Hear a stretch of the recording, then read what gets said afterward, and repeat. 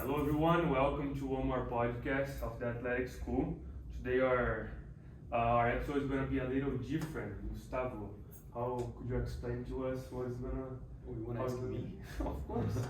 Okay, so we have different representatives from each team in Lord University, and most of the athlete team here are from the fall semester, and they're going to talk a little bit about their experience through this year, some of their graduation. One of them is in his master, and they're going to talk about what they learned through this year and the lessons that they learned through the process. Do you want to start introducing them?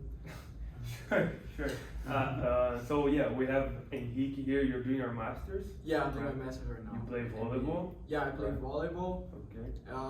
However, we play on spring. So I guess you were in the wrong podcast. Yeah, okay, I'll come back later. Alright, Michaela, you also play volleyball? You Yes. just finished your season? Yeah, we just finished our season last week. Alright, how was it? It was good. We had our rough spots and it didn't end how we wanted, but it was a good experience overall this season. Good. And we also have two runners here, Aliyah and Elliot for cross country, right? Yep. How was your season, guys? It was a good season. It was just a long one, so I think things were getting a little rough towards the end as people started dying out. But it was a good start for sure. Right. I saw you broke some records, is that right? Yep, that was in the beginning of the season. Oh, nice, cool. What about you, Aliyah? Was it a good season for you as well? Yeah, I wish conference went a little better, but. Right. And you are a freshman? Yep. Right. Which year are you? I'm a sophomore. Okay, so nice. And Emily, soccer as well. You guys did pretty good, right? Yeah, it was a good season. It was our first ever time having a record above 500, so that was a huge accomplishment. There was a lot of records broken individually and as a team. It didn't end the way we wanted for sure, but it was a very good season. Right. And are you a senior? Junior. Junior. Oh, so it's two have one more year. You guys got like undefeated for a while, right? Yeah, we were undefeated, I think, for like half the season. Yeah. We ended with like 7 ties, and It was crazy. Yeah, I remember that one day you guys were playing. I think it was Aquinas, and they were like number 7 or something. Yeah, they were ranked. I think they were ranked 12th in the country, Yeah. and that was a huge outcome we needed for the season to keep the momentum going, and to tie a team like that was a very big deal. Yeah. It was crazy because they always went to overtime and we always play after them. And we just, expecting them to score the goal so we couldn't play. I remember one game was away and then I think you guys went to overtime and then it started raining and like thunder and everything. So then the game was canceled, was postponed for like 1 hour later, and then we're supposed to be home by 7. The game was starting at 7, just because they didn't score. I think I was watching because you guys were playing next, right? Yeah, and then we were playing in one place, and then we went to another place because the first two didn't have a light. It was crazy. So yeah, I mean, we would like to talk about some of the lessons that you guys had like throughout the season. Henrique, because you are in the wrong place, so I want you to talk about how is the off season for you, some of the lessons, and like how are you preparing yourself for your season? When does it start? Like January? Or something? January, yeah. Cool. So I was wondering if I could instead of saying talk about the preseason, can I talk about last season? Of course. The lessons that I learned there, yeah. Please. So last season, for me was kind of different. So for some reason some personal reason with the coaches, I ended up not playing the whole time. I started playing a lot, having a lot of playing time, but then during the season, I went to the bench, and in the beginning for me it was kind of weird, and if it was some years ago, I would be like mad and stop trying to practice like better and better. So I don't know why, I think it was just like because I was kind of like mature. I tried to just keep doing my job and practicing and trying hard even though I was not playing, because then I realized that I would help my teammates just by kind of like leading by example, and ended up working pretty well because at the end on I think it was conference semifinals, I restarted playing, and on conference finals I played again, and so it was kind of crazy. So I learned that even though like sometimes things are not working for me, I just need to keep working hard, and it will naturally restart working out.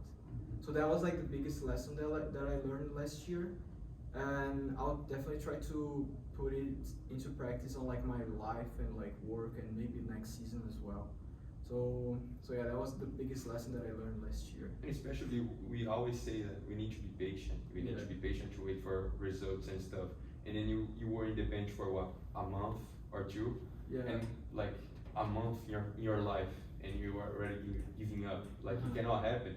But like if happened with me, maybe I would stop as well. And it's pretty hard to have this mindset, be patient and waiting for the results, for the opportunity to come.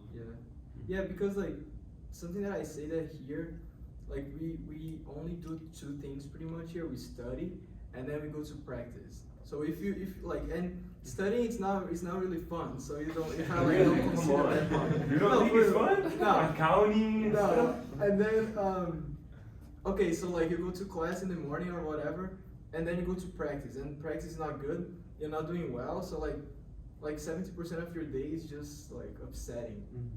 So that's pretty tough if you're not having a good time on your sports. Your days are kind of like negative. Right. So yeah. Oh, cool. Yeah, really good. So the other day I was talking to Ilya about inviting some of the girls from the track team as well, and I asked him like, oh, do you think there is anyone there that would be good to talk with us? And then he said, well, it depends, like some people just don't care anymore, and like but I can bring some girls that they care about, and he mentioned about you, Aliyah. So for you guys are not done yet, right? But like, what can you guys take from the season already? Like, what are some of the lessons that you learned, especially you as a freshman? What are some of the lessons that you learned, like already, that you're gonna take to your next season? Yeah, just trying to balance school and practice is a lot coming Right. from high school. So just having good study time and time management, and learning how to go from dorm to school, back to dorm to eat to practice. Yeah. So That's crazy. You had some good results as well, right? yeah. So I mean, I think you're doing a pretty good job managing time and stuff. Like what Henrique mentioned about just doing those two things and at least doing good. And what about you? I realize that everything's a process. I typically do not train in the summer, and this past summer was like the first one I've actually done every workout on point like I was supposed to. And then this season I did not get the results I wanted, but instead of having a bad attitude about that, I realized that it's a process and it's not going to be quick results because I did something right. Cool. No, I like that. What do you really expected from the season? Because looking from the outside, when I saw like the news and the school portal and stuff, like you broke records and stuff like that. So like for us, it looks good. So what else you think you were missing? Like what was I going for? Yeah. I was trying to get certain times because the faster the time, the more likely it was for me to make nationals. So I was trying to make 27 for sure. I ended with like 27.07 and it fell a little short. But then I came nowhere near coming to nationals. And I wanted to be at least a little close. I see. How does it work like for you to classify to nationals? It's by placement. So the first team goes and then the top 6 individuals after that. And do you guys compete as a team as well, or it's just individual? Both. So I could make nationals by myself, or a team could qualify if we placed in the top 1 or at large. Okay. And how does it work practice with you guys? Like, do you guys do lifting? Do you guys? Cause like to be honest, like we see, it's cross country, they just run. But like I know it's not just like that. So how a daily life of you guys work? Like what do you guys do for practice and stuff? 90% of it is definitely running. Right. But we do lift, but it kind of tapers off to no lifting towards the end because as meets come, you don't want to be sore. But it's a lot of running. Usually every other day is an easy day or recovery day, and then an interval day.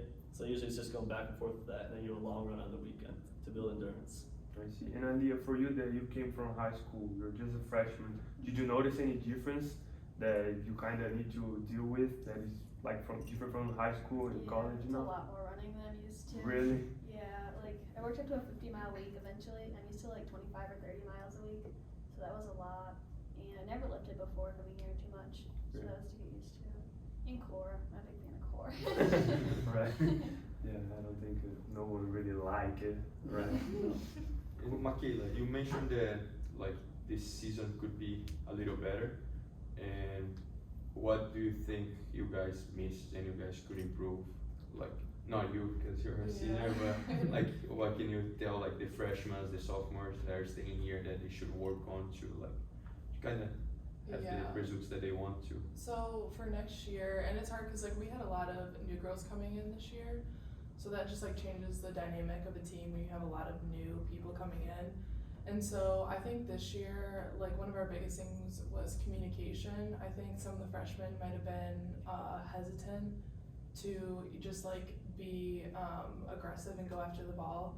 So I think that's one of the biggest things is just communicating. And then and we did work hard at practice, but just working hard at practice and like taking everything seriously, because that like goes over into games, you know? Like if you're not working hard at practice, it's not gonna show in games. Yeah, I think it's important for a team, like you said, like for the freshmen, it's nice to have like a good communication right in the beginning and know like what's the main goal, because that's gonna lead everyone to work as hard as like everyone else, and then they just go for like the same objective, and it keeps people like on the right track, because usually when it's like a long season, like a whole semester, you start really well, you start like working hard, and then once you get like a bad result or something, you kind of like mind off and you just let it go. Then it's good to have a clear objective in the beginning to keep like to build a good culture on the team, I'd say. And like kind of going off what you said earlier about like, cause like you weren't playing whatever, and I think some people it kind of gets in their head, like you can say like don't worry about like if other people are playing, like you just have to focus on yourself. And I know it's kind of hard to like, if you're not the one playing, or like if you're the one sitting on the bench, to like have a positive attitude about it. But I think that's like the biggest thing is having a positive attitude and cheering on your teammates. And like he said, like he's still working hard in practices even though he wasn't playing, and then like his time came and he got to play and stuff. So I think, and especially for freshmen too, because not every freshman gets to start off playing, because there are other girls that have more experience and stuff, but just working hard in practice and getting that experience so you can play in the next year or whatever. I think that's the biggest thing, is like being positive even if you're not playing. And working hard, like if you are a bench player and you're working hard, you make your starter like work harder, because otherwise you're gonna take his spot and he doesn't want you. So like kind of overall you help the team, like because you're making the level like go pushing your teammates to be better in practice. Emily, when we talk about soccer, we also talk about team sports and even more people. So I think communication is a big part of our sport. How was the communication for you guys? Was it a challenge? Was good? Could be better? I think there's always challenges to it.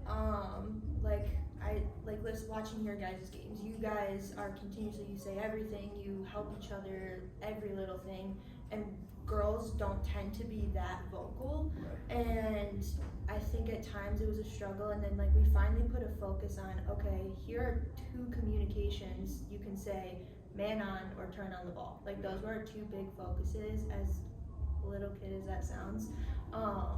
And it helped, like everyone started using it, and it helped our teammates, and I think there was that little realization of those little communications can help everyone overall do better. And there's times like the game's silent, there's no one talking, but realistically it's taking advantage of your teammates and the people on the bench. You don't have to be on the field to communicate, and I don't think people always realize that. They see the sideline as the cheerleaders, but you're watching the game from a different point of view, and so you're able to be like, hey, do this instead of this. But I don't think we always realize that. But it did improve a lot. That was one issue we had last year, and there was a huge improvement on communication. You mentioned that you guys had some really good results that I wouldn't say that you guys didn't expect, but like what are some of the key factors that you believe that made you guys do so good? This year, 100% was the culture of our team.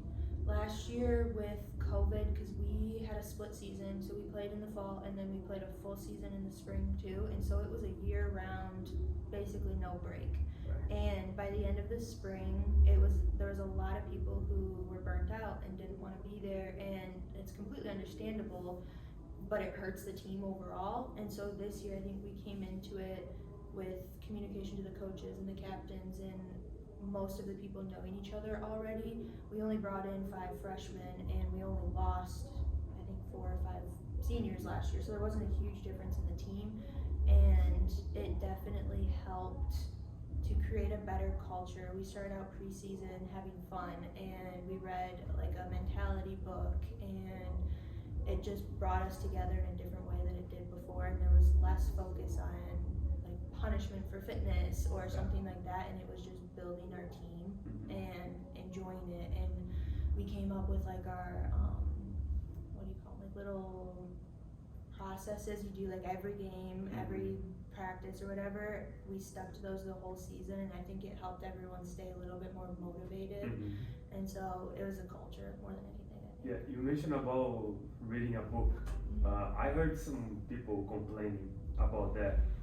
What is your opinion? And also for you guys, like, what if your coach gives a book to you guys to read, and as an assignment, like something that you don't expect, but Was it like a coach who said it? Yeah, so we did one. We did one in the spring, and then we did one this fall. And I personally am not a fan of it, but I think it gets people thinking about the ideas that we need to be thinking about. I don't think doing it as an assignment is necessarily a good thing, but everyone would discuss it and talk about the topics, and it really was like, I don't remember the fall one much, but the spring one I remember was like about getting people on your bus, and your bus was like your positivity, and how you don't want to let people on your bus if they're negative and stuff like that. And so it's just like cheesy, but it's the right ideas to get people thinking. But to make us read it in preseason when there's other focuses. yeah. Do you think it's like good for the team to make like team activities? Do you think that like reflects on the pitch? Is it pitch? Yeah. Like on the, I think it helps build chemistry more than anything, but like a book also, it's an individual thing. Like if we're gonna do team stuff, do a team activity or something. But yeah, I think chemistry is a huge thing, because you have to be like at least tolerable people off the field in order to be a good team on the field. Yeah. Do you guys have some teams activities, right? Like for track, do you guys had anything? What do you guys do, and do you guys like it? Is something that you guys think you should do more, should do less? What do you think about it? Well, I know that they went to the coach's lake house in the summertime. I didn't go because I went camping, but all the girls like loved it. They talk about that all the time. And we played some board games before the season started. The first week we got here. Right. Cool. What about you, Elliot? Um, Do you like it? Do you think it helps? I definitely think it helps. I think we don't do it enough, and if we do it more, that'll definitely help. For instance, we have a team giving thing we're calling. It's like a Thanksgiving dinner we're doing on Sunday. Both track team and cross country team are getting together. I think that's going to help a lot. And then, like a week ago, right before conference, we had a pasta night at one of our teammates' house. And all just stayed and played games afterwards, and I just think that builds unity. Yeah, for sure. Michaela, did you guys have anything like that? This year, Besides the party that Guga invites everyone to. when we went to Chicago for volleyball, we went out bowling and stuff.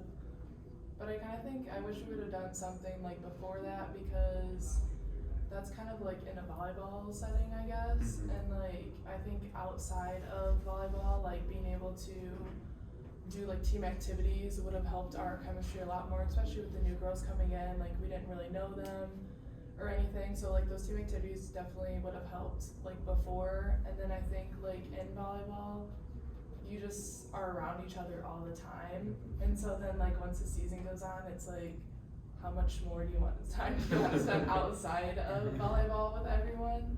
So I think if we would have just did something like preseason a little bit more than just once we were already started games. I think You guys do something in the group, right? You Yeah. guys like it? yeah, when you travel, like sometimes we go to go-karts, like driving the Uh-huh. carts. We go like play games in the machines. I don't know how it's called. Yeah, Dave and Buster's. Yeah. But like then we already, like she said, we're already like in season. Together, Yeah, yeah. we're already traveling, so that's fine. Cause I was gonna say I don't really like it. I really don't like for real, Right. like cause we For- see each other every day. Like I Yeah. don't want to see you anymore. You know? That's the feeling sometimes. And then when you go to play these games or go-karts or whatever with the team, it's a huge competition and it's Yeah. stressing out. We're giving our lives to beat like your teammates, and you leave more stressed out than relaxed. Yeah. But yeah, Yeah, I mean, in soccer we don't do that too much, like, but I 40 think, people. yeah, I think that's one of the reasons. I don't think I would like neither, Mhm. but I think sometimes it's important, you know, because we have so many guys, and then in our team didn't really happen, but like I heard that last year's like they had some stuff that like I don't know, like the guys from Europe were in one side, you know, the guys from South America were in one side. So like maybe once in a while, you know, I think that. Yeah. I that- think that the would be trick good. is like to have like the middle ground between like being close enough to give you like a feedback. Yeah. Like being close enough to make sure you're comfortable saying, yo, you're doing this thing wrong. Yeah. Because this is like what a team's supposed to do.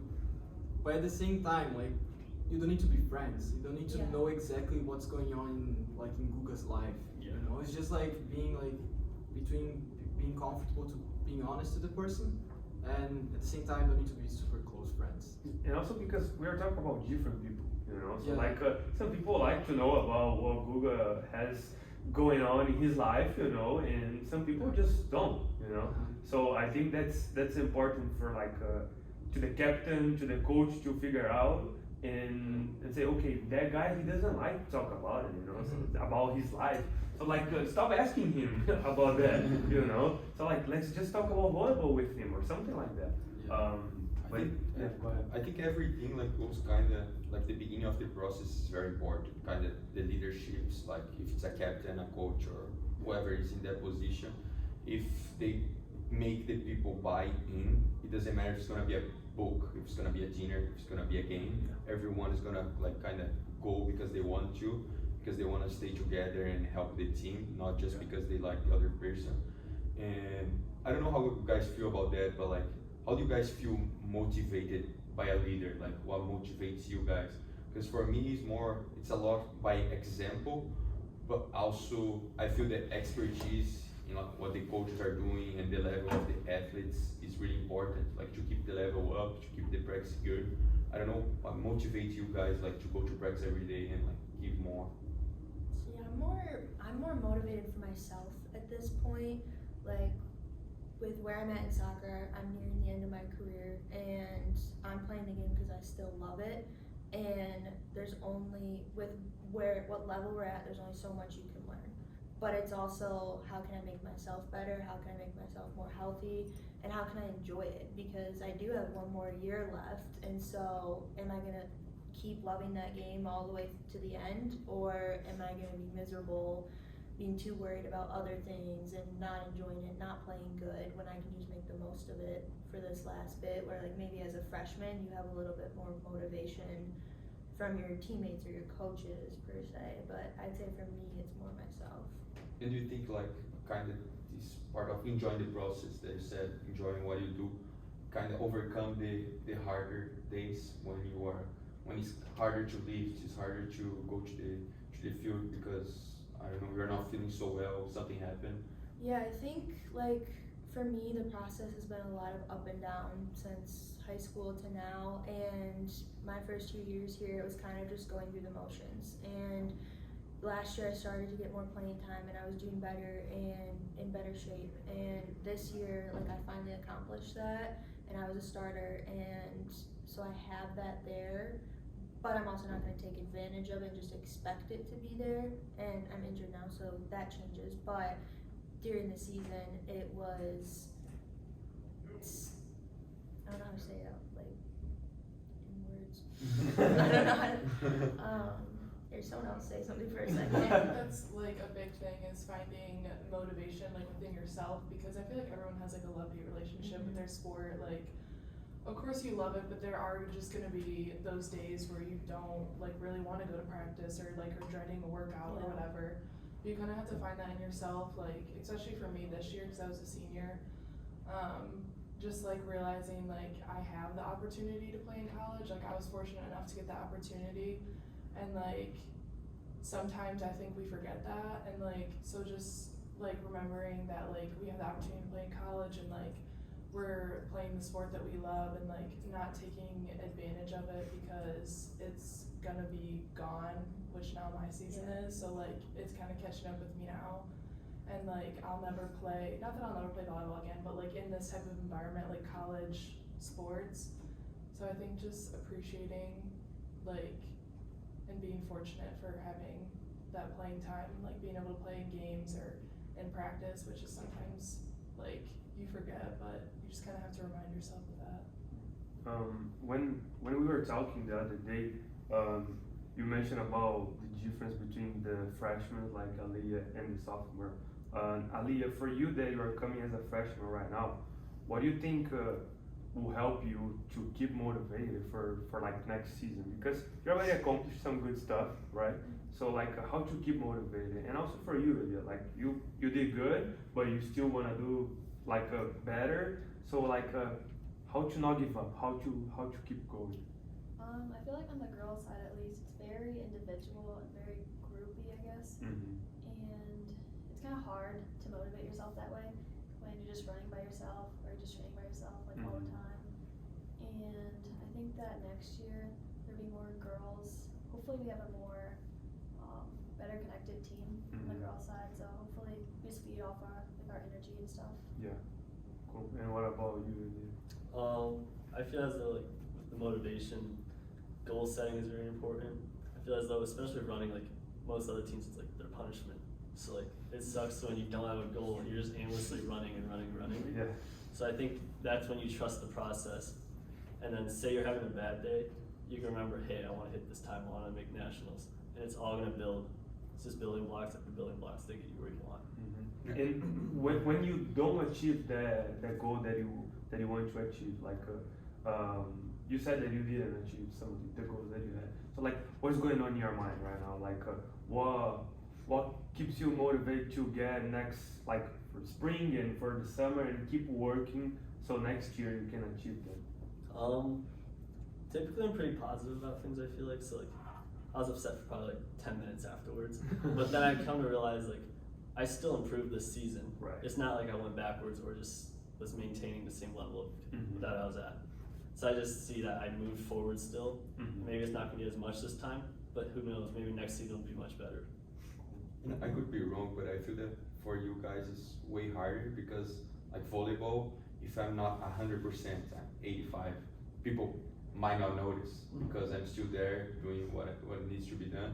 But for you guys, it's gonna show you the time, like later. Yes, exactly. So it's pretty hard. If you're not doing 100%, it's gonna show later, and it's pretty hard to keep that consistent, that discipline of always doing a good job, and not getting frustrated from that if you don't achieve it. And the team sports also, if you're not doing really well, you can just ask for help. Yeah. You know, it always happens. So in individual sports, I used to play tennis, and then my biggest problem was just I was getting mad, and then I would just stop playing. Like it would be so bad, and then I would smash the racket and stuff.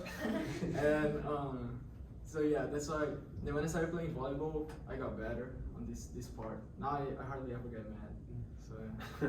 That's actually something I relate to a little bit. It's like having the correct mindset and mentality for your own self, but then your teammates too. Because I think some people fail to realize how much you have to look at your teammates and like what you do affects your entire team. Oh yeah. And like I'm not the greatest at communication, and so like for me and my coaches, that was the biggest goal for me this semester was figuring out how I can communicate better, because I'm very vocal. I just don't say things in the right way.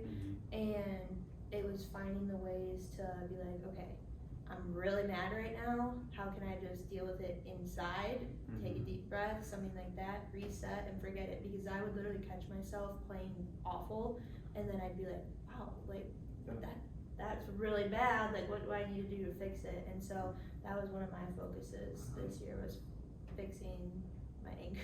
Yeah, no, and I like what you said about affecting the other teammates, because like in soccer we had that all the time, you know, and you don't need to be the captain to affect the other ones. Like you know, you see like in the entire world in sports, like people get mad because they don't play and the way that they react, you know. So like we had guys in our team that like sometimes they get mad and I don't know, they do something and then for some reason they end up playing, you know. So like well, now the other guy is gonna get mad and he's gonna do something even worse, so he thinks he's gonna play, you know. So like I think you don't need to be a leader to lead by example, you know. You can just do everything like for yourself, and then hopefully you're gonna affect the other ones like in a good way as well. And the reel that you shared with the coach Lewis that had a podcast with us as well, he said, oh, you work hard, you do 100%, you do everything for yourself to get better. You might, in a team sports, you might help your team a little bit, but like if you do everything good for you and also try to improve your team overall, helping your teammates, you're actually trying to achieve something bigger. And I think for team sports, that's kind of. I saw another video from him talking about that, because he was saying like, doesn't matter if you are working harder than everyone, but people around you, they're not doing anything, you know? It's just you. Like, but like in a football team, in a soccer team, like, doesn't matter if I am practicing extra, and if the other guys are not, well, like for me as a goalkeeper, like I'm gonna save the balls there, but nobody's gonna score, and like doesn't help, you know, doesn't take us anywhere. But yeah, no, I like that about team, not only about team sports, but like even you guys, you know, like it's a way for you to go to the nationals maybe and take a Lord's University, you know, not just you, not just you. But another thing that I want to talk about is some failures that you guys had. Like in the season, like something that happened that you got mad, that you were angry, and how you deal with. Do you have anything from last season? I mean, you already mentioned, but like anything else, like something small, maybe that I don't know, a game that you didn't play well, and how you deal with that.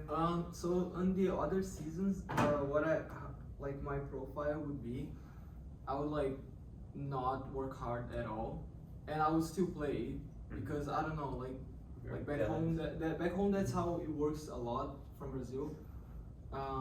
You practice a lot of like the technical part, and then like the physical part doesn't really matter. So when I got here, like lifting at 7 a.m. for me was really bad, and I wouldn't care, and I took it like that. Doing like working hard, not working only like 50% that I could.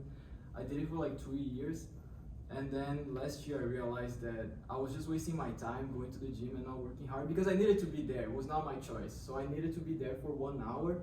And then if I'm not working hard, I'm just wasting 1 hour of my day. And then I started especially working out better, and that's something that reflected at the end of the season. So I realized that not working hard, not doing my best was slowly leading me to failure. And I don't know why I like decided to change, but that's something that there's nothing really happened for me to think, oh no, hold on, I need to change that. It was just natural. Right. I don't know why. I mean that's good, but like the mindset is like.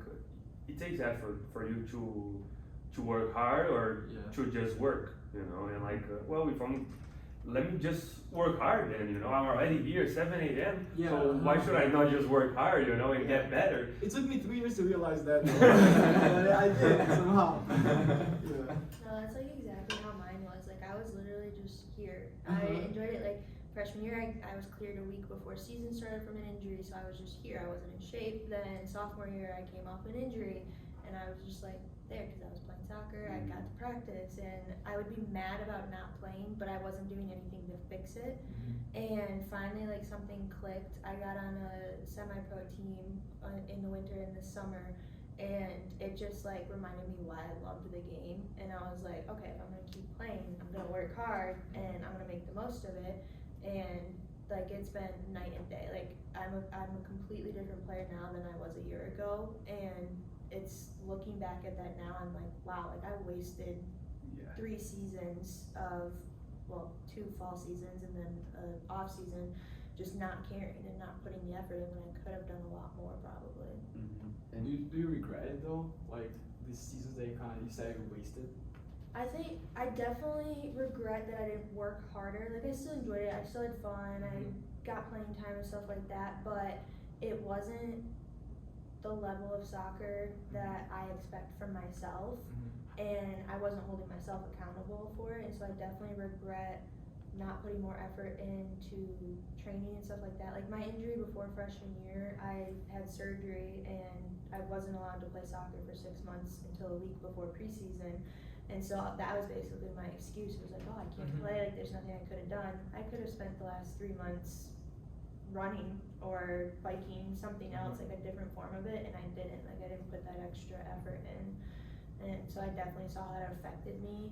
But now, like, I'm in the best shape I've ever been in, I think, and I passed all my fitness tests, and I got a starting spot. Like, I see the difference of what the effort is.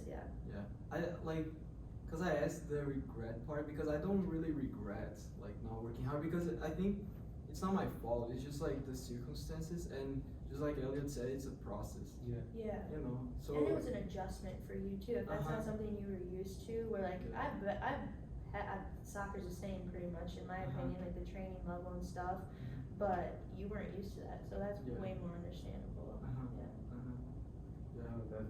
No, I agree with you. Like, it's about the process, you know, and like you gotta learn some stuff, you know, and like we weren't born and we knew everything, you know. So like it's about making mistakes and learn, you know.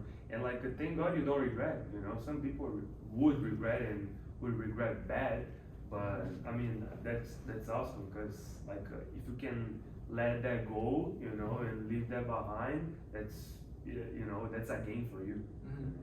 Yeah, cause like maybe I would be better like physically and technically, but I think I improved a lot mentally with like the part of like the problems I had of like not playing last year and stuff. And if it's something that if I was playing the whole time, everything was perfect, I wouldn't have struggled, or I wouldn't have learned about it. So that's why I don't regret. I think I got some knowledge from it for sure. Cool. What about you, Michaela? Did you have anything like during the season that was an obstacle for you, that like not only for you but like for the team as well, and how you guys overcame that?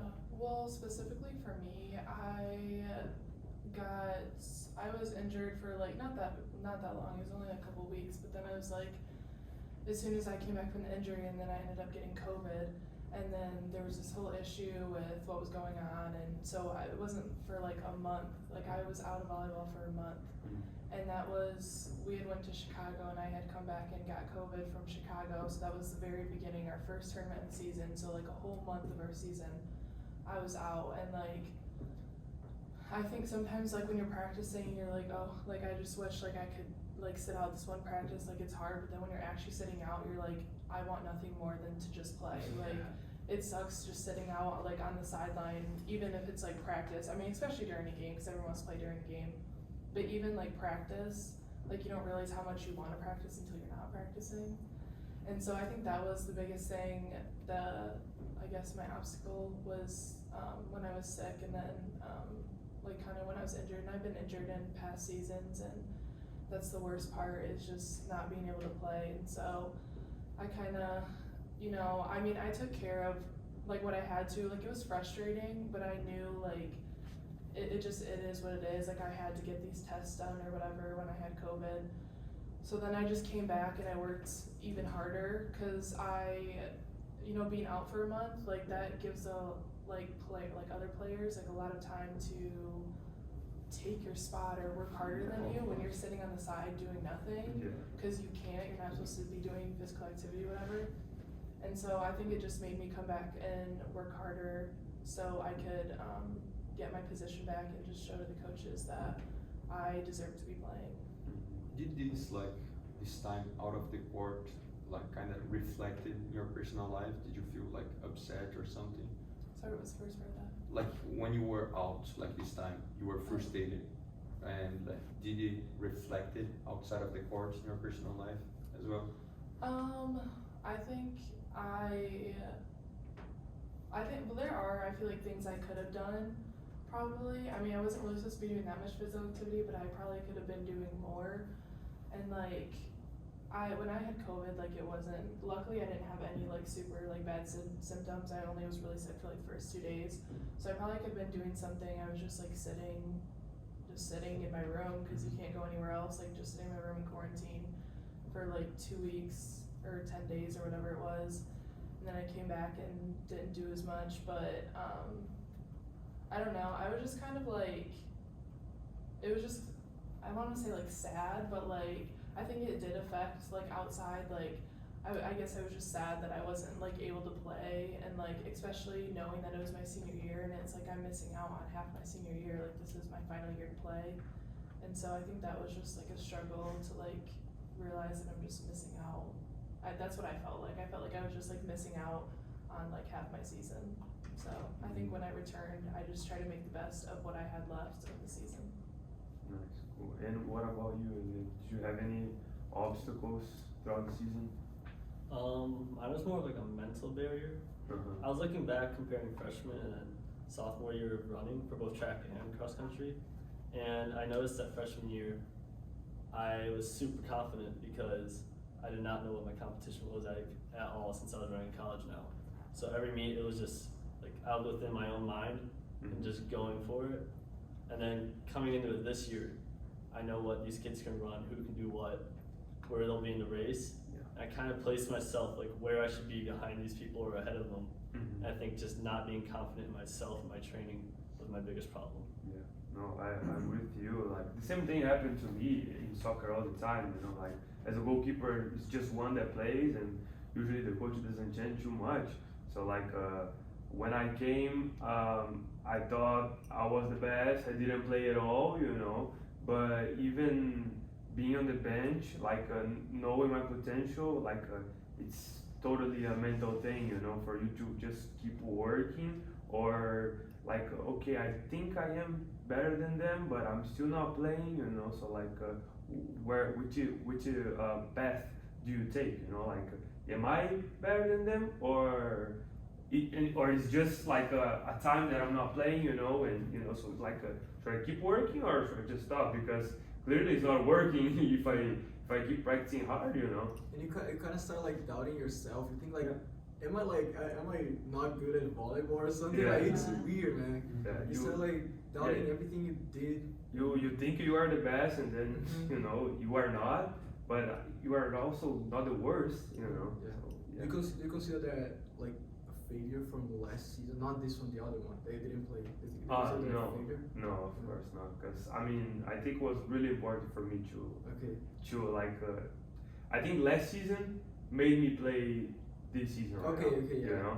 Because I had a chance to kind of give up, and have an attitude about it, but I didn't have. My attitude was actually just working harder and harder and harder, and for things outside the sports that happen with eligibility and stuff, made me play for the first game, and then I played the rest of the season. So I think it was kind of a preparation for me to let me play this season right now. Yeah, we didn't ask Google if he had any failures last season. Oh yeah, Failures. I think the biggest failure for me was nationals, the game, because sometimes I feel that, especially here, we kind of accept not winning, and I didn't have that in Brazil at all. Even though we know the other team is better, you should try to find a different way, or do something different that's gonna make us win. And then losing, it was the group stage of nationals. It was a good team, a better team than ours, but I just felt that we were overall like kind of accepting that they were better during the game and kind of like letting it go. And that for me was a failure because I couldn't do anything to change during the game. I couldn't do anything to help my teammates overall. And in the end of the game, I had some mistakes that I usually don't commit and were very important for the outcome of the game. And so I think it's a failure because I didn't see, I was a leader at the team and I didn't see that we were behaving that way. But now I notice and I try to change every day so it doesn't happen again. And also the failure was like how I let myself get affected by that and letting that affect my performance in the game, and that's really bad. And it's something that I learned about it, and I try to fix. Like it's preseason, but like I'm trying to talk to the freshmen, to the coaches, so we don't have this kind of problem in the beginning of the next season, and to make sure that it doesn't happen nationals. And that's I think that's the biggest failure for me, and also the most important lesson as well. Yeah, no, and I think that's the key for us, cause like sports in Brazil, like we don't have college sports, you know, and like besides US, I don't know where else they have, but like if you don't win the game, you probably don't have anything to eat, you know what I'm saying? So like it's about winning, you know? Yeah. So like in here it's a little bit different. Everyone wants to win, but like. Yeah, for me, something was weird. It was like in the beginning of the games, they would say, "Oh, let's have fun." Like we never say that. Like I understand the point of it, but you're playing a sport to win. That's the whole point. We're here. And like I used to play against Guga all the time back home, and his team would be like so much hype. They would go crazy. Like we didn't know each other. We just like started being friends here, but it was so hard to play against them because they were pretty good technically, but it was just like the mindset. We would go and it was sometimes you don't know what to do because they want to win so bad and like just let them win. Yeah, it was crazy. It was something like that. Ended up like he never beat me playing against me, but even so, they were always trying so hard to win it. It's great. The other day I was watching 2.5 Men, and like Jake, the little boy, was playing soccer, and they don't count the goals, you know, because they are trying to teach them how to have fun, and you know nobody's winning, nobody's losing. But then he get home and like, no, we lost 20-0. Like, of course we are counting, you know. And then so okay, let's start counting then, you know, because unfortunately, like sports is about winning, you know. Of course we need to have fun, you know, we need to have a good time, but like, I mean, I think you get my point that like, okay, how can you be happy just losing, you know? Yeah, like, but I don't think they get the point of having fun, like, because having fun is kind of enjoying the process, enjoying getting better, enjoying like this time with your teammates and getting better overall, not practicing and then go to the game and now let's have fun. No, that's not gonna happen. But like kind of the game is where you show that you practice a lot and you want to show what you learn or you practice, and that's fun because you are doing what you practice and then you are achieving, and then I think that's the fun, and also try to win as much as you can. That's the fun. Well, yeah, too, like what he said about your team was it's incorporating fun and winning. He said his team beat you guys every time, but you came in hype. Either way, like you came in hype. Like that's what having fun is you want that will to win and cheering your teammates on, being super loud on the sideline, being excited when someone scores. Like to me, that's what fun is. It's not just not taking it seriously. Like I feel like that's what a lot of people see as fun now. We're supposed to have fun. Let's have fun winning, right? Like, I don't want to have fun and losing the game. But anyway, guys, just to kind of wrap it up, like, is there any athletes that inspire you guys, or not necessarily athletes, but we're talking about sports, so like I would guess you guys watch athletes, but like is there anyone that you guys look and say, okay, I want to not necessarily be like him or her, but like learn, and that inspires you? Emily, do you want to go first? So I kind of said someone who's been around the school, Tim Berta. He came to my class last year. I didn't know who he was before that, and just hearing his whole story and like it's obviously very inspirational. Yeah. And like the other day I saw him around here. I think he was in the weight room doing stuff, and I'm like that. One, he's just still part of this community, and these are his people at Lord's. And then he's still going. He's still doing everything that he can with everything that he's been through. And to me, that's the type of person you want to be and you want to be around. And so he's a huge inspiration to me. And then also my summer team coach is extremely inspirational. Inspirational to me right now. He was the motivation that I needed. From an outside standpoint, like outside of myself, I needed someone else to tell me what to do and tell me if I was improving and stuff like that, and he gave me that inspiration this summer, and that's really what pushed me to get to this point this season. So. And if you guys don't know his story, I won't tell you because you gotta listen to our podcast with him because we already have it. Yeah. Marketing time. What about you? There's a runner, he's a distance runner from the University of Michigan. His name is Mason Furlick. And he competed in cross country and got dead last at nationals, which is like 230, 40 some people, and he got dead last. And then instead of being down about it, like he probably was down about it for a time, but he said something about how he turned that into rocket fuel to just work hard as he possibly could. And then the next year he came out to be an All-American, and then he randomly passed the Olympics. So just seeing that he didn't let that just ruined his whole career and he just quit on the spot, but he instead channeled that into something to become greater. That just inspires me to do the same if I ever have a bad year like that. So was he last out of 200 people? Dead last. Jesus Christ, it's a long And then way. he turned it around. Oh, American. Yeah. Oh my God, that's awesome. Might need to invite him to the podcast. Right. Do you know him? My coach does. She's gonna try having him come to practice.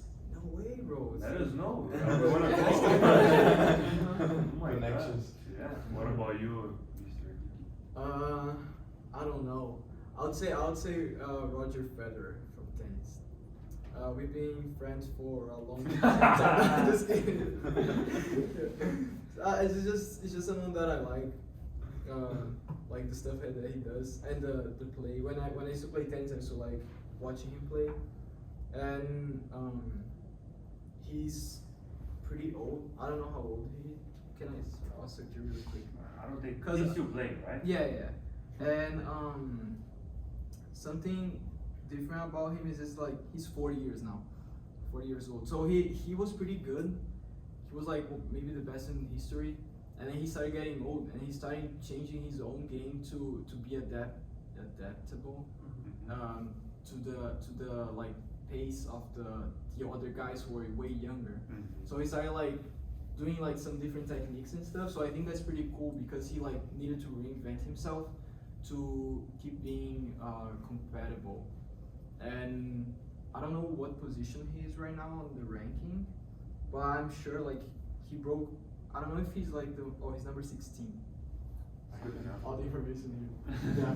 So he's still good. He's 40 years old. Yeah. And like that's why I admire him because he can adapt really well. And especially someone with his level, kind of understanding that I need to change if I want to keep playing, being humble enough to like change himself, maybe lowering the level. Like he's not gonna be able to do the same movements that he was doing like 20 years before. Yeah, that's probably so hard, man. Because like even Cristiano Ronaldo, when Zidane started coaching Real Madrid, he was like the best player ever, like the team. And then this new coach came and he started like pulling him out on like games that didn't really matter. And he got mad, but it's just because he was like 30 something years old and he needed to have some rest because he wouldn't make it to the end of the season. Yeah. And with this extra resting time, he ended up getting like the golden ball or whatever, like the best player in the world again. So I think having like this self-awareness, it's pretty important, and being humble to understand that sometimes you're not in the best shape. Yeah, that's pretty cool. Yeah. Awesome. What about you, Kim? Someone that is inspirational to me, her name is Victoria Garrick. She played volleyball at USC, And I mean, she was a great volleyball player, but the reason that I kind of gravitate more to her is because she is a big advocate for mental health and like body image. And I think that is really important for like everyone. I'm sure everyone here has dealt with some type of mental health, body image, whatever it is that's gone on. And so I think that's what really like gravitates me towards her, because she is a big advocate for that. And I think everyone kind of goes through or like has like some rough spots or whatever. And she was a student athlete herself, so she relates to it, and she talks about like stuff that she's dealt with. And she even has a podcast called I think it's called Real Post, where she talks about different stuff like that, and she has people come on and talk about things like that. And she's also a founder of a nonprofit organization that's like same thing with like mental health and education for student athletes about that type of stuff. So she's definitely someone that is inspirational to me. Awesome. I think that's a field that is growing a lot, like mental health in sports. That's what I want to do. I want to do sports psychology. Yeah, no, I think because actually we had, in one of my classes, we had that speaker come in, and we like had our values out or whatever, and she said when she was our age, like a lot of us in the class had like health as one of our like 3 or 4 core values or whatever. And she said like at her age, she doesn't think that she would have put health. And I think, well, not only because COVID, but I think for me, when I chose that health card or whatever, I think it was more, of course I want to be physically healthy, but I think it was more the mental health aspect of it, because like there's just so much stress and pressure, especially on student athletes, like everyone, but especially student athletes. Like there's so much going on, and you don't always have time, like I guess for yourself, and you have to like find that time. So mental health is like a big thing, and it definitely is more talked about now than I think it was before. I don't know. Yeah, go ahead. Okay, I was talking to Henrique about that, where you were mentioning like how there are a lot of players that could have been like the best in the world, and they didn't make it, and they kind of get forgotten like along the way. And then what if someone who was mentioning, or if some professional can kind of recover like these players, can make them play them best again? It probably is because of mental health, like because there's no technical or effort skills that explains that. It's just mental. Yeah, because like that's what my kind of like dream job would be. Not anymore, because if I'm doing business, I did. It was like that. So there was a soccer player that when he was 18 years old, he was like really good. He used to go to the national team, he was great. And then he didn't get injured, he didn't like change his team, nothing happened. He just started playing like bad, and then next season was worse and worse and worse. And now like no one knows where he is, like he disappeared.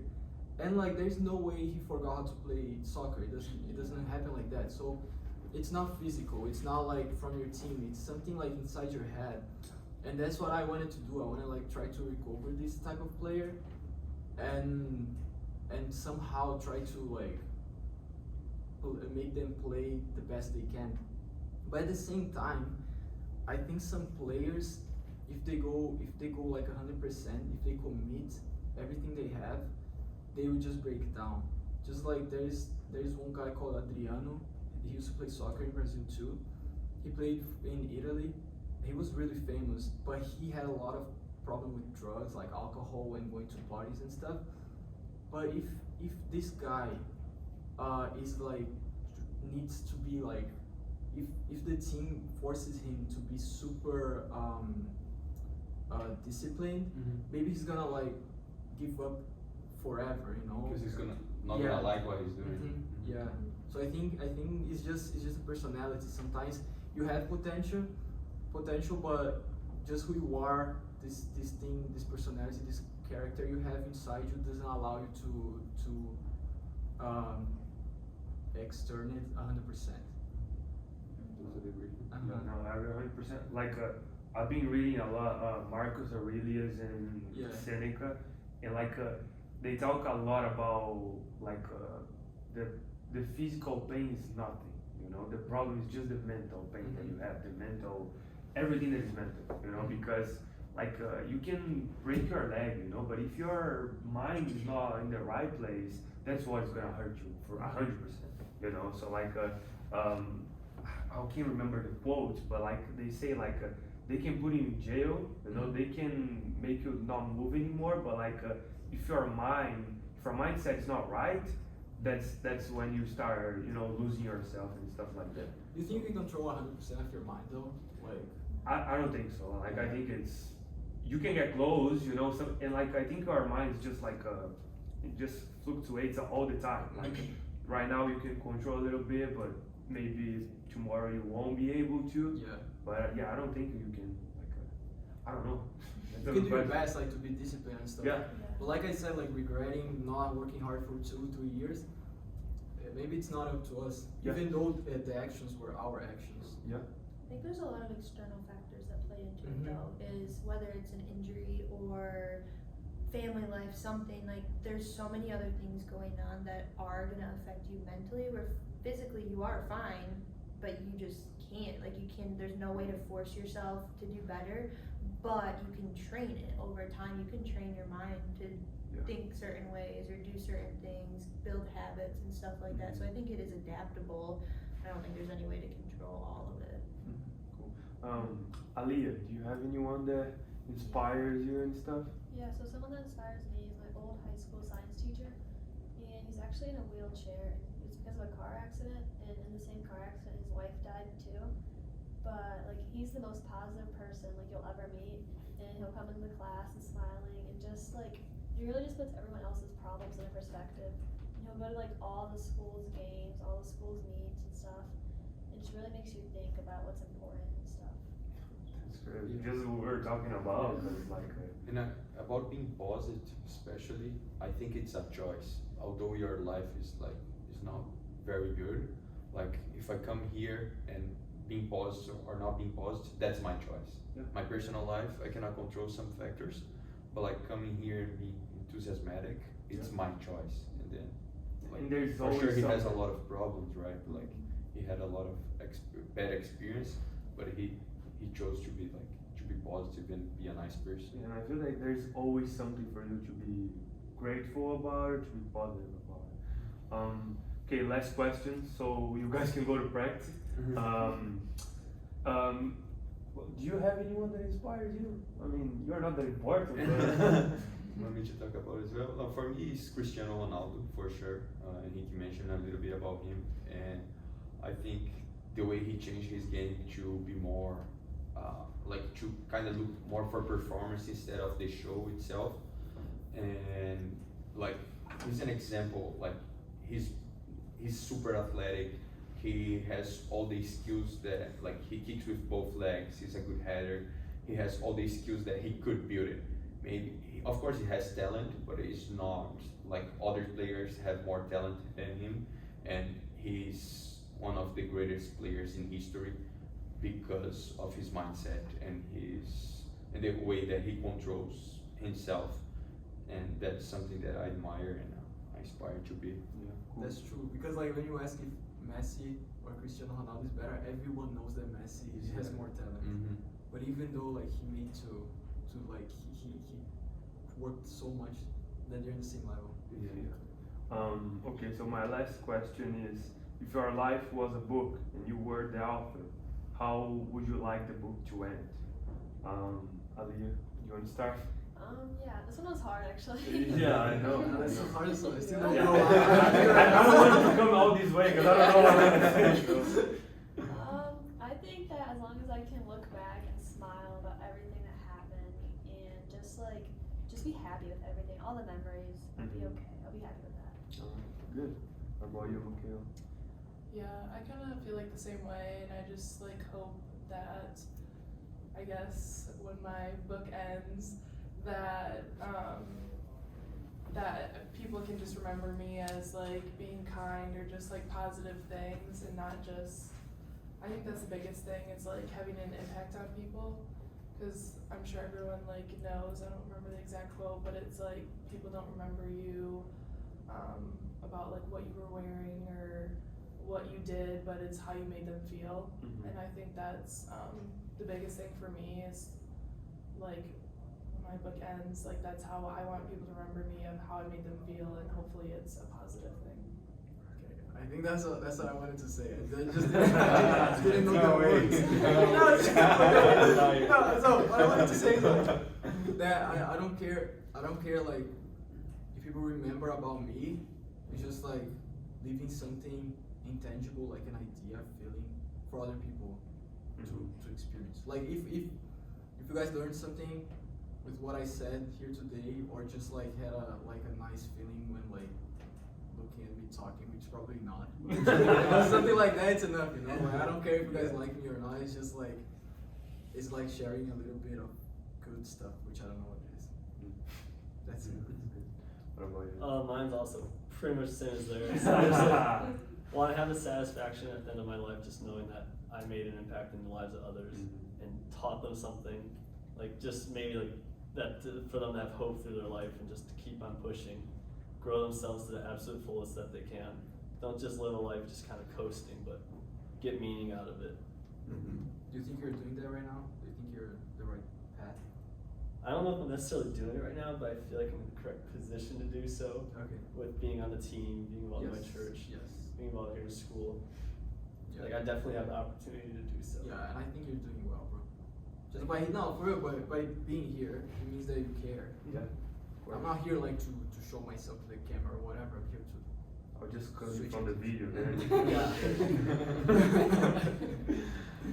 What about you, man? I would say, I mean, it's the same thing pretty much. I want to make a difference. I've always wanted to, I used to want to be a nurse, and my like ultimate dream was to open like a health clinic in a third world country, and I've stuck with that, but now I switched majors to a psych, and so I've my idea is now like a advocate center almost, so like inspire kids to play sports, provide communities with any resources that I can, and then also provide healthcare. So like that's my ultimate dream, like seeing if I could make that difference for someone else, someone who isn't as fortunate as me, and just get to experience other cultures. Okay, I think I have something to add now. So like you said like the goal of like opening like a healthcare or something in like another country. I think like we all have like really big goals when we are young, and it hardly ever happens. Like we hardly ever commit to it. So one thing that I just want to do, I don't know really why. So I want to open a bakery, have a bakery, because it's my mom's goal, like my mom's dream. So I want to do it for her. But I always say, like I already told you, right, that I want to do it. But realistically, I think I'm not gonna do it. But if I have courage to like commit to a big dream, that's an example. I have other ones. That's gonna be enough. Even though if it doesn't work out, it's fine. But have the courage to do something that you really want to. I think that's is gonna match with my answer, because for me it's not like about having a specific dream like a bakery, is more an idea. So my biggest dream is like kind of make my country a little bit better, because it's not like US, it's a few levels like below, and like kind of help people to have this understanding of politics, about helping each other, about more understanding with people. Of course, US also have problems, you guys can see better than me, but like we are way below in Brazil. And so like my dream is kind of help my country somehow, but I know in my lifetime it's not gonna be possible to change everything, to fix everything, and one person wouldn't be able. So it's kind of like how my book would end, is kind of leaving this idea, and hopefully a lot of people can follow and keep it up with it. Like if it's gonna be my children, it's gonna be people around me, my friends, that are gonna leave this idea behind of kind of helping everyone to have the power to make a decision.